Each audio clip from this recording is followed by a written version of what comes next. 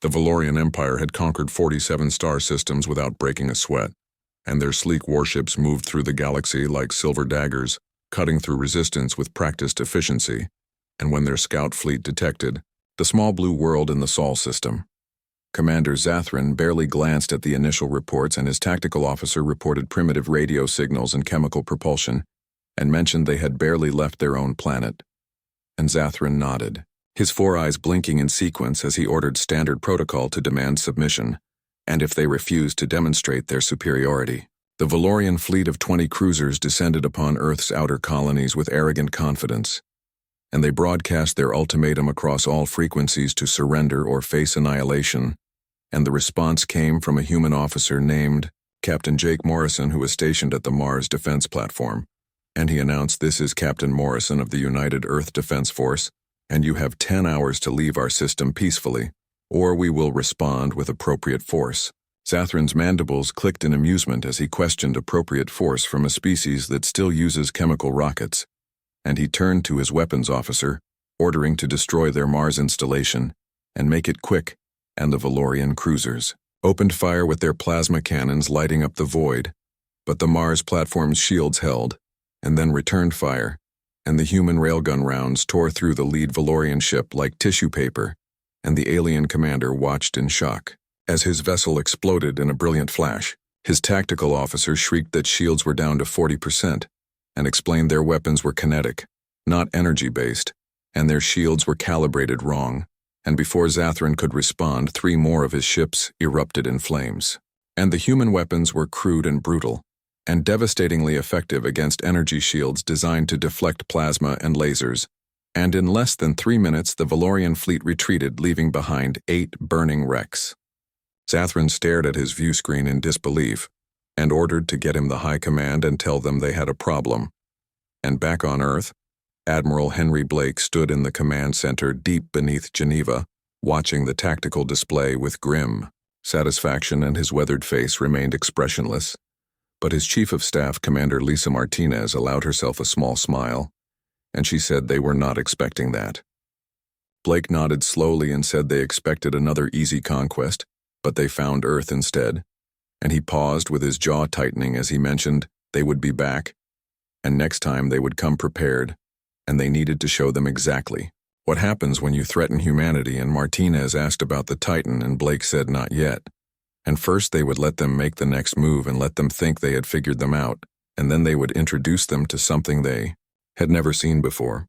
3 weeks later, the Valorian Empire returned, and this time they brought 200 warships, including their massive dreadnoughts, and they recalibrated their shields and adjusted their tactics and came ready for a real war. And Commander Zathran, who was demoted, but given a chance at redemption, led the vanguard, and the battle for Earth's solar system began at the asteroid belt, and human defense stations and patrol ships engaged the Valorian fleet in a brutal slugging match. The aliens had adapted, and their new shield configurations reduced the effectiveness of human kinetic weapons by nearly 60%, and slowly and inevitably, the Valorian numbers began to tell, and Admiral Blake watched from the command center as red icons blinked out on his display, and each one represented brave men and women dying in the black, and his hands gripped the edge of the tactical table. Martinez reported quietly that they were losing the belt, and casualties were at 30% and climbing, and they needed to fall back to the inner system. But Blake shook his head and ordered all remaining units to retreat past Jupiter and send the signal, and Martinez's eyes widened slightly as she asked if he was sure, and Blake simply said to send it. High above Earth in a construction yard that had been hidden behind the moon for the last 5 years, massive docking clamps released, and the shipyard lights illuminated something that made even the human technicians pause in awe, and the USS Titan slowly emerged from its berth, and the massive vessel was not just large but incomprehensible, and stretching nearly 4 kilometers from bow to stern, the Behemoth-Class Battleship dwarfed even the largest Valorian dreadnoughts by a factor of 10. Its hull was not the sleek, elegant design of most spacefaring vessels, but instead it was a brutal, angular fortress of armor plating and weapon emplacements and raw industrial might, and it looked less like a ship and more like a piece of Earth. Itself had been carved out and armed and sent into space, and Captain Derek Walsh stood on the bridge of the Titan with his hands clasped behind his back as he watched the docking clamps fall away one by one. At 42, he was young for such a command, but he had spent the last 3 years training for this exact moment, and every simulation and every drill and every system check had led to this. And Lieutenant Karen Foster from the tactical station reported all stations ready with her voice steady and professional, but Walsh could hear the excitement underneath, and Chief Engineer Paul Green over the comm reported all reactors at full power, and she was ready to show these aliens what human engineering looked like. Walsh allowed himself a thin smile and ordered Helm to take them out nice and slow, as he wanted them to see them coming. And the Titan's 8 primary fusion drives ignited, with each one producing more thrust than an entire fleet of conventional warships, and the massive vessel began to move and accelerating with surprising grace despite its enormous mass.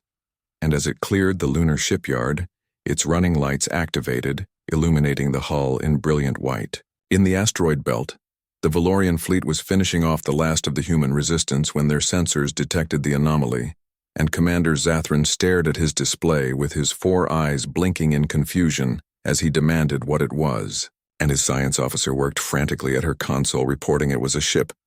but the mass readings must be wrong, as it was showing nearly 3 times the mass of their entire fleet combined. Zathran ordered to recalibrate the sensors as those readings were impossible,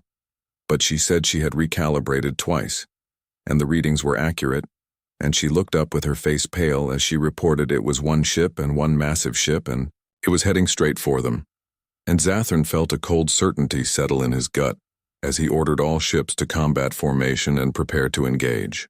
The Valorian fleet, still numbering over 160 ships after the skirmishes at the belt, turned to face the approaching Behemoth, and they spread into a wide attack formation, with their weapons charging and their shields at maximum, and the Titan came on like a moving mountain, and Foster reported enemy fleet was powering weapons in range in 30 seconds. Walsh nodded calmly and ordered to activate primary shields and charge the main batteries and open a channel to the Valorian commander, and the view screen flickered, and Commander Zathran's alien face appeared, and his mandibles were spread in what might have been a snarl or a smile, and Walsh could not tell and did not particularly care. Zathran began by saying, "Human vessel, you are outnumbered more than 100 to 1, and surrender your ship and we will spare your crew." But Walsh leaned forward slightly and said, "Commander, you came to our home and you attacked our people, and you thought we would be easy prey." And he paused with his eyes hard as he said, "Allow me to correct that assumption. And I am Captain Derek Walsh of the United Earth Defense Force, and this is the USS Titan, and you have one chance to retreat, and I suggest you take it." Zathran's mandibles clicked in what was definitely laughter as he said, "One ship against my fleet, and your arrogance will be your end, human." And Walsh said quietly, "So be it," and he nodded to Foster saying, "You may fire when ready, Lieutenant," and the Titan's main batteries spoke for the first time. 24 heavy-mast driver cannons, each one the size of a skyscraper, unleashed a torrent of tungsten penetrator rounds at a significant fraction of the speed of light, and the rounds crossed the distance to the Valorian fleet in less than 2 seconds, and the results were catastrophic. And 12 Valorian ships simply ceased to exist and torn apart by the kinetic impacts before they could even register what had happened, and the shields that had been recalibrated to handle human weapons might as well have been tissue paper against the Titan's primary weapons. Walsh ordered secondary batteries to fire at will, and hundreds of smaller railguns opened up, creating a wall of metal. Death and point defense lasers added their own contribution, not for defense, but as offensive weapons burning through alien hulls. With surgical precision and missile pods launched volleys of fusion-tipped warheads that tracked their targets with inhuman accuracy. The Valorian fleet returned fire, and dozens of plasma beams and missile barrages converged on the Titan, and the massive battleship's shields flared bright blue as they absorbed the incoming fire, and status reports flooded in, and Foster reported, "Shields at 94% with minor fluctuations in Sector 7 and compensating," Lieutenant Commander Alex Turner said, from the defense station, almost sounding disappointed that their weapons barely scratched them. And Walsh watched as the Valorian fleet tried to flank the Titan and to spread out and attack from multiple angles. And he ordered Helm to bring them about and target their dreadnoughts first, as he wanted them to understand what they were facing. The Titan pivoted with surprising agility for its size, and its maneuvering thrusters firing in perfect synchronization, and the main batteries tracked onto 3 Valorian dreadnoughts, attempting to form a firing line, and all 24 cannons fired simultaneously, and the dreadnoughts exploded like dying stars. Commander Zathran watched his fleet being dismantled piece by piece, and in less than 5 minutes, he had lost over 40 ships, and the human vessel had not even bothered to maneuver defensively, and it simply absorbed everything they threw at it and responded with overwhelming firepower, and he finally ordered all ships to retreat and fall back to the rally point. Foster reported enemy fleet was attempting to withdraw, and Walsh's expression did not change as he ordered to pursue, and no survivors reached the rally point, and if they wanted to bring reports back to their empire, they could do it in escape pods, and the chase that followed would be studied in military academies across human space for decades to come. The Valorian ships, designed for speed and maneuverability, should have been able to outrun the massive Titan, but the human engineers had built the Behemoth class with one philosophy in mind, which was overwhelming superiority in every category, and the Titan's fusion drives, massive as they were, could push the vessel to accelerations that matched or exceeded most of the alien cruisers. Foster tracked the fleeing ships with cold efficiency and reported targeting solutions locked on the rear elements as they were trying to scatter, and Walsh replied not to let them and ordered all batteries free fire and engineering he needed. Maximum acceleration, and from the engine room 5 decks below, Chief Engineer Paul Green grinned at his console saying, "You want maximum, Captain, and you got it," and pushing reactors to 110%. The Titan surged forward like a predator scenting blood, and its weapons continued their relentless barrage, and Valorian cruisers exploded one after another with their shields collapsing under the sustained bombardment, and some tried to turn and fight, buying time for their comrades to escape, and the Titan destroyed them without slowing. Commander Zathran's command ship was among the fastest in his fleet, but even he could not escape, and he watched in horror as ship after ship fell behind and was consumed by fire, and his tactical officer's voice had taken on a desperate edge as he reported they had lost 70% of the fleet, then 80%, and the human ship was still pursuing. Zathran snarled faster and ordered to divert all power from weapons to engines, and his officers said they had incoming transmission from the High Command, and the face of High Admiral Krennic appeared on the view screen with his 4 eyes blazing with fury as he demanded what was happening, and your fleet was being annihilated. Zathran reported, "High Admiral, the humans had a weapon they never anticipated, and a single ship, but it was destroying everything they had, and it was massive and heavily armed, and their weapons could barely touch its shields, and Krennic's mandibles snapped together, saying, 'A single ship cannot defeat an entire battle fleet, and you will turn and fight, and that is an order.'" Zathran looked at the tactical display, watching another 3 ships wink out of existence, and said, "High Admiral, with respect, that would be suicide, and I am preserving what forces I can, and retreating to." But the transmission cut off as the Titan's electromagnetic warfare suite jammed all Valorian communications, and Walsh had heard enough. He asked Foster if they were in range of their command ship, and she confirmed yes, designated target. Alpha 1, and Walsh leaned back in his chair with his fingers drumming once on the armrest as he said he wanted it disabled, not destroyed, and target their engines and weapons and leave life support intact, and Foster's fingers danced across her console saying firing solution locked. The Titan's forward batteries fired a precise barrage, and the tungsten rounds punched through the command ship's aft shields and severed its engine nacelles, and secondary rounds destroyed its weapon emplacements with surgical accuracy, and the alien vessel went dead in space, powerless and helpless, and Foster reported target neutralized with no life support damage, and they were dead in the water but alive. Walsh nodded and ordered to cease pursuit of the remaining vessels, and let them run, and ordered Helm to bring them alongside the alien command ship, and Tactical to prepare a boarding party. 20 minutes later, Captain Walsh stood in the docking bay of the Titan, watching as a squad of heavily armored Marines prepared to board the crippled Valorian vessel, and Lieutenant Commander Susan Perry, head of the Marine detachment, checked her rifle one final time before saluting and reported they were ready to secure the vessel. Walsh told Commander Perry he wanted the alien commander taken alive and brought to the Titan, and use non-lethal force if possible. But protect your people first, and asked if he was clear, and Perry said crystal clear, and turned to her squad saying, "You heard the captain, and let us go show these aliens what human Marines look like up close." The boarding action was swift and brutal,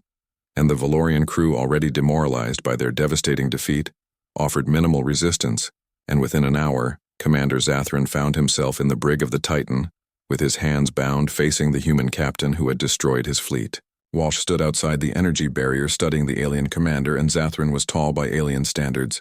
and his exoskeleton bearing the scars of previous battles. But now those 4 eyes held nothing but defeat, and Walsh said quietly,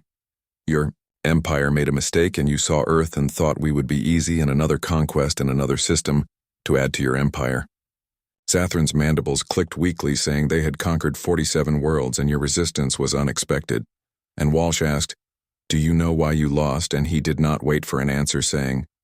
"Because you have grown comfortable, and your empire expands against species that cannot fight back, and you have forgotten what a real war looks like." And he leaned closer to the barrier, saying, "Humans have not, and we have been fighting each other for thousands of years,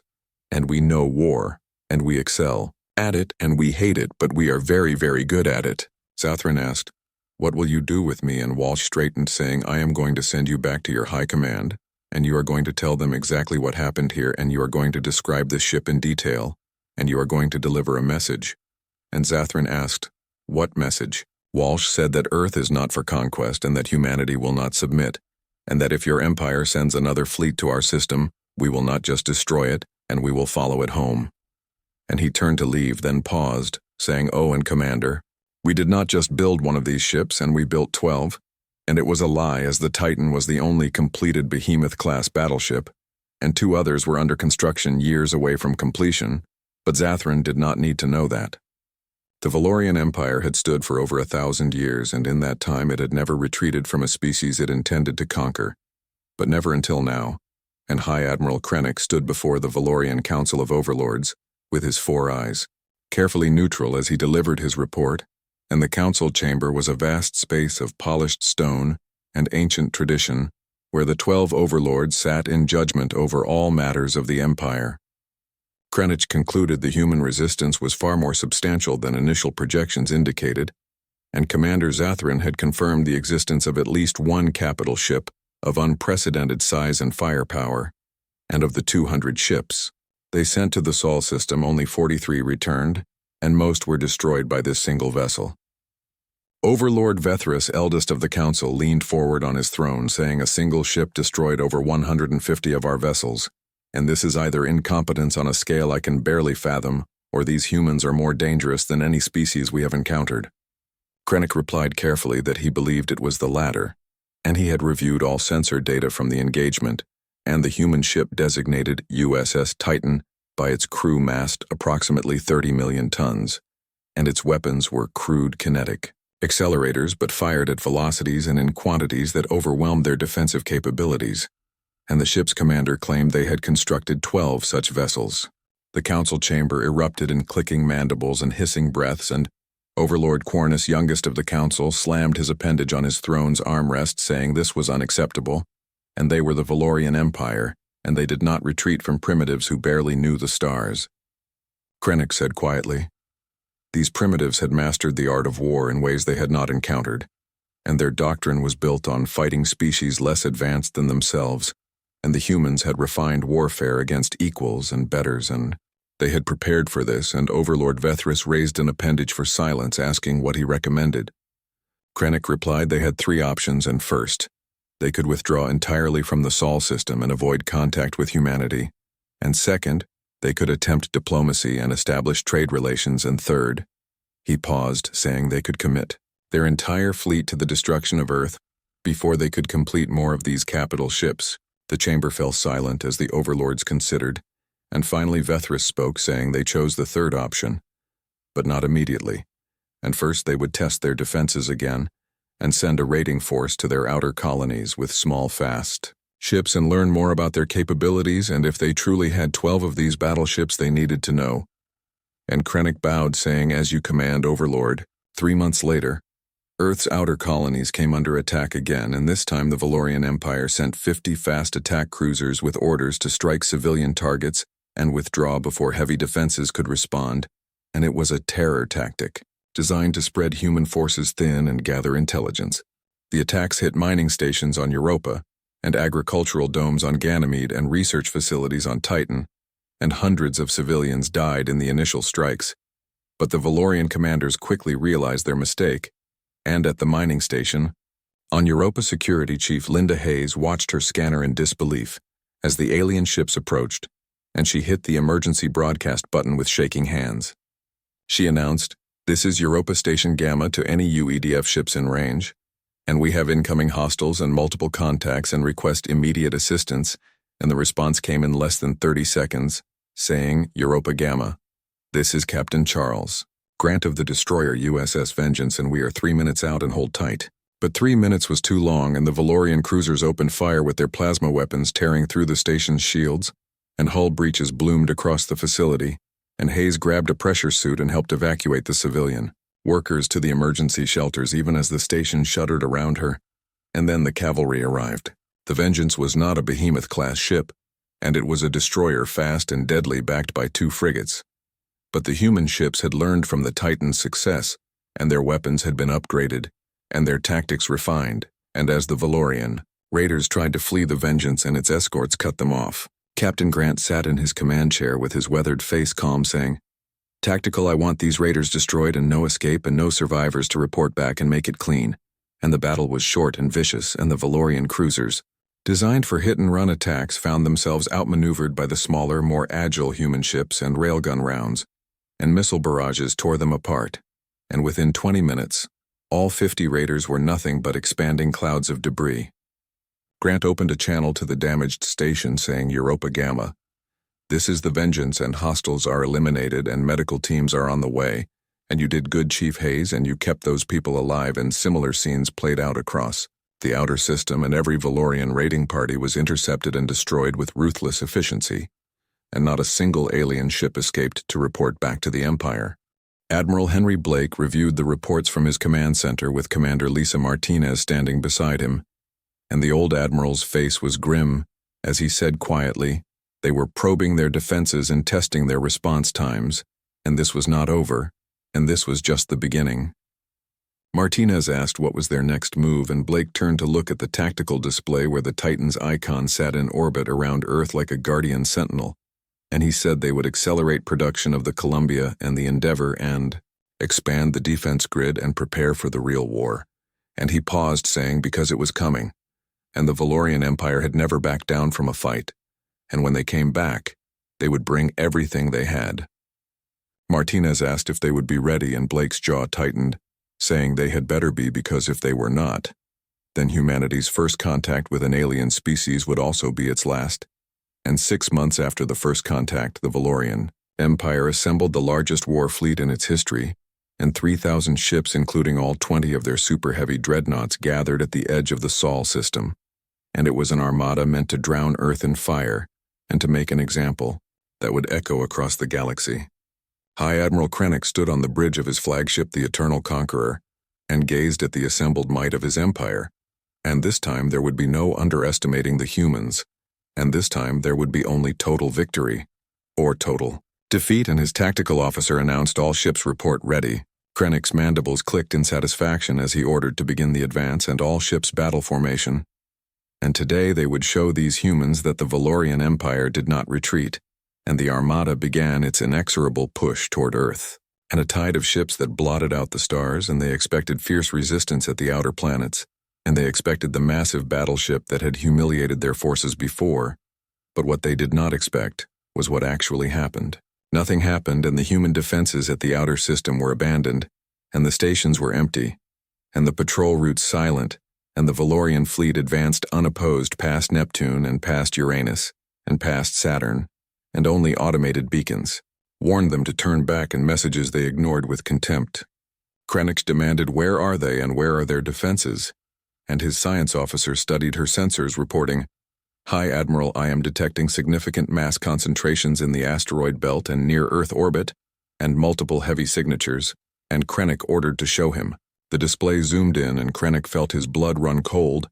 and the humans had not scattered their defenses, and they had concentrated them, and every warship humanity possessed was arrayed in a defensive sphere around Earth, and at the center of that sphere sat not 1 but 3 Behemoth-class battleships, and the USS Titan and the USS Columbia and the USS Endeavor. Captain Derek Walsh stood on the bridge of the Titan, flanked by the holographic images of his fellow battleship commanders, and Captain Helen Wright of the Columbia was a stern woman with ice-blue eyes, and Captain George Matthews of the Endeavor was a grizzled veteran of the old Earth Fleet Wars. Wright observed, studying the tactical display, that they brought everything and 3,000 ships, and they meant to finish this. And Matthews growled, "Let them come. And we have been waiting for this." And Walsh nodded slowly,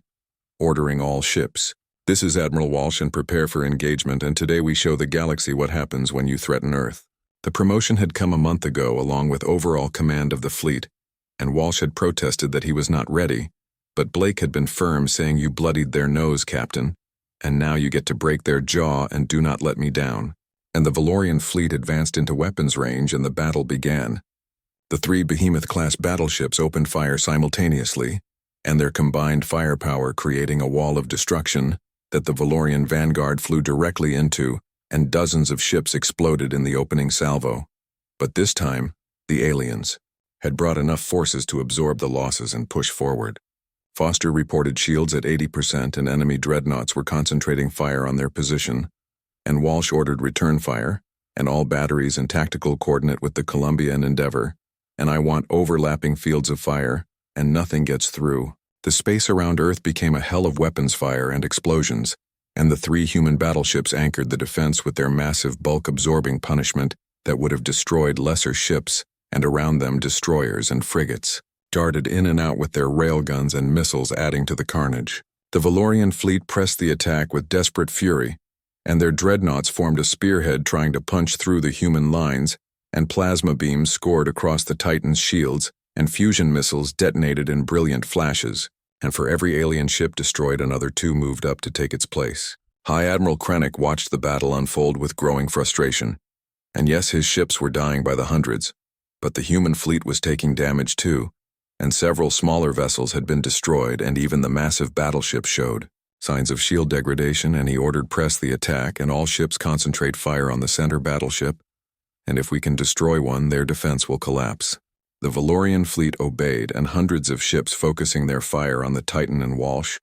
felt his ship shudder under the onslaught, and Foster reported shields at 40% with multiple hits on the outer hull, and sections 12 through 18 report minor damage.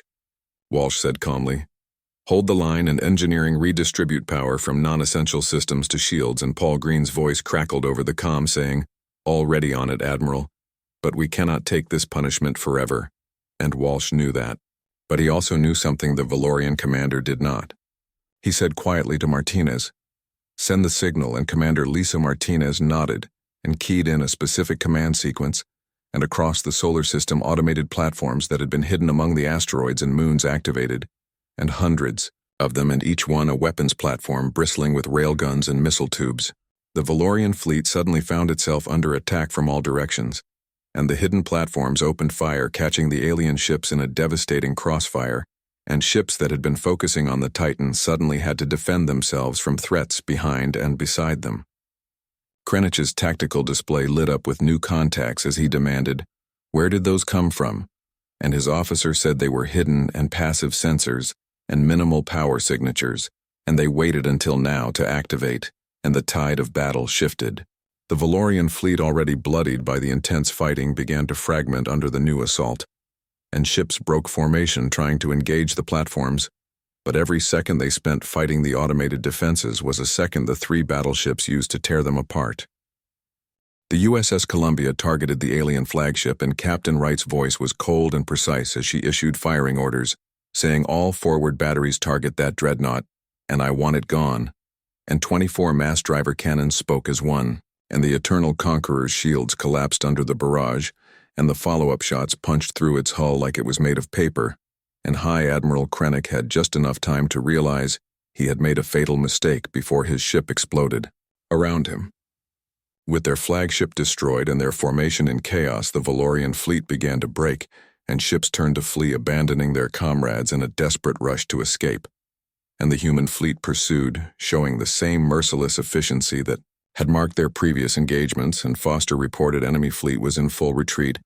and asked should they pursue. Walsh looked at the tactical display and at the hundreds of alien wrecks floating in the void, and at the exhausted status reports coming in from his own ships, and the Titan's shields were at 20%, and the Columbia had taken damage to 2 of its reactor systems, and the Endeavour reported casualties from a lucky hit that had penetrated its armor. And he said quietly, "Let them go, and we have made our point." The Battle of Earth, as it would come to be known, lasted 8 hours, and of the 3,000 Valorian ships that had attacked, fewer than 600 escaped, and the human fleet had lost 42 vessels, and the 3 battleships would require months of repairs, but Earth stood unconquered. 3 weeks later, the first Valorian diplomatic vessel approached the Sol system, broadcasting messages of peace on all frequencies, and Admiral Blake, restored to full command of Earth's defenses, met with the alien ambassadors aboard a neutral. Stationed in the Valorian diplomat was an older specimen named Vethris, who had once sat on the Council of Overlords, and he bowed deeply before the human admiral. Vethris said, "Admiral Blake, on behalf of the Valorian Empire, I offer our formal apologies for the unprovoked attacks on your people, and we came in arrogance believing you to be easy prey, and we have learned the error of that assumption at great cost." Blake studied the alien for a long moment and said, "Your empire killed hundreds of my people and destroyed homes and families and lives, and you came to conquer us. And when we refused, you tried to annihilate us. And why should humanity accept any peace you offer?" Vethris's mandibles drooped in what might have been shame-saying, "Because, Admiral, we have learned that there are some species in this galaxy that should not be conquered and that should be respected. And the Valorian Empire wished to extend an offer of alliance to humanity. And we can teach you of the greater galaxy and introduce you to peaceful species and share technology and knowledge, and in return we ask only that you consider us friends rather than enemies." Blake leaned back in his chair, saying that was a generous offer, "But I have a counter-proposal." And Vethris said, "Name it. And if it was within their power, it would be done." And Blake said, "Your empire had 47 conquered systems, and you are going to give them their freedom in all of them. And then you are going to help us ensure they can defend themselves so no one ever conquers them again." And he paused with his eyes hard, saying, "Do that. And humanity will consider an alliance and refuse, and we will build 100 more ships like the Titan and liberate those worlds ourselves." Vethris was silent for a long moment, and then slowly he bowed again, saying it would be done. Admiral, and the Valorian Empire's age of conquest was over, and perhaps it was time they learned a better way. 3 months later, Captain Derek Walsh stood on the observation deck of the Titan, watching as the ship underwent repairs in Earth orbit, and beside him Commander Lisa Martinez held a datapad with the latest reports, and she reported the first 3 liberated systems had established their own governments, and the Valorian Empire was withdrawing peacefully, and Admiral Blake said it was like watching history being made. Walsh nodded with a small smile on his face, saying it was history and first contact and first war and first peace, and through it all, humanity showed the galaxy who they were, and Martinez asked, "Who are we, sir?" Walsh turned to look at Earth, and that small blue marble that had produced a species capable of standing against an empire that had conquered dozens of worlds, and he said simply, "We are human, and we do not start fights, but by God, we finish them." The Titan's running lights gleamed in the darkness of space, in a testament to human ingenuity and determination, and the unwavering resolve to remain free. And the aliens had never expected Earth's power, and they had learned their lesson the hard way. And across the galaxy, other species heard the story of the human Behemoth-Class battleships and the empire they had humbled, and the name Earth became synonymous with strength and innovation, and the stubborn refusal to submit. Humanity had announced its presence among the stars, and the stars would never be the same. And in the months that followed, the liberation of the Valorian conquered worlds proceeded with surprising speed, and the former subject species emerged from decades or centuries of occupation, blinking into the light of freedom, and many struggled at first, unsure how to govern themselves after so long under alien rule. But humanity was there to help. Earth sent advisors and teachers and engineers to rebuild what the Valorians had taken, and they shared technology not to create dependence, but to ensure these worlds could stand on their own. And Captain Walsh found himself attending the independence ceremony of the Keltar system, and the first world to be liberated, and he stood on the platform alongside the new Keltar president, and a being with bronze skin and 3 eyes who gripped his hand with surprising strength. The president said in halting English that they owed humanity a debt they could never repay, and Walsh shook his head, saying, "You owe us nothing, and freedom is not something you repay, and it is something you protect and pass on." And the president's 3 eyes glistened with emotion as the crowd below erupted in cheers. Back on Earth, The construction yards worked around the clock, and the USS Columbia and USS Endeavour were not the only Behemoth-class ships under construction anymore, and 4 more were being built, and their massive frames taking shape in orbital shipyards that had been expanded to accommodate them. And humanity was not taking chances, and the galaxy had proven to be a dangerous place, and Earth would be ready. Admiral Blake stood in the command center watching the construction feeds, and Martinez stood beside him, and she commented that they were building quite the fleet, and Blake nodded, saying they were. But it was not about conquest, and it was about making sure no one ever threatened Earth again and making sure the species they had helped liberate stayed free. Martinez asked if he thought the Valorians would honor the peace, and Blake was quiet for a moment, before answering, saying he thought they would, and they had learned their lesson, but there were other empires out there and other threats, and humanity needed to be ready for all of them, and she nodded, understanding. On the Titan, Captain Walsh. Now Admiral Walsh, after his second promotion, gathered his senior officers for a final briefing before the ship returned to active duty, and Lieutenant Foster and Chief Engineer Green and Lieutenant Commander Turner all stood around the tactical table, and Walsh looked at each of them in turn. He said, "We did something incredible, and we stood against an empire, and we won, but our job is not done, and there is a whole galaxy out there and species that need help and threats we have not even imagined yet, and this ship and this crew are going to be at the forefront of everything that comes next." And he paused, letting that sink in before continuing. "And I need to know you are all ready for that." Foster spoke first, saying, "We are ready, Admiral, and we proved what we could do, and we will keep proving it." And Green nodded in agreement, saying, "This ship was built to protect Earth, and that is exactly what we will do." And Turner added that the crew was ready, and they had trained for this, and they would not let Earth down. Walsh smiled, and it was a rare expression on his usually stern face, and he said, "Then let us show the galaxy what humanity is capable of, and not through conquest or domination, but through strength and compassion, and the willingness to stand up for what is right," and dismissed, and the officers saluted and filed out, leaving Walsh alone with his thoughts. He walked to the observation window and looked out at Earth below, and the planet was beautiful from orbit, and a blue and white marble hanging in the black, and it was worth fighting for and worth dying for, and he knew that every member of his crew felt the same way, and the Titan had become more than just a ship, and it had become a symbol and a promise that Earth would never bow and never break. The stars stretched out before him, endless and full of possibilities, and somewhere out there were allies waiting to be found, and enemies waiting to be faced, and mysteries waiting to be solved, and humanity was ready for all of it. And the age of Earth hiding in its own solar system was over, and the age of humanity reaching for the stars had begun, and nothing would ever be the same.